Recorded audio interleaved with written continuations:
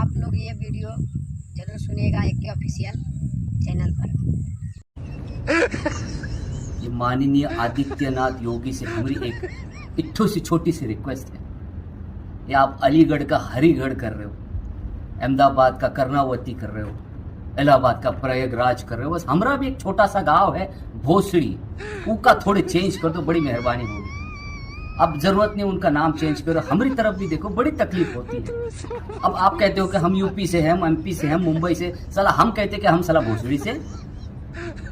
Airport पे जाते हैं तो साला ठप्पा लगाने से पहले कहाँ जाओगे, हम कहते भोसड़ी में।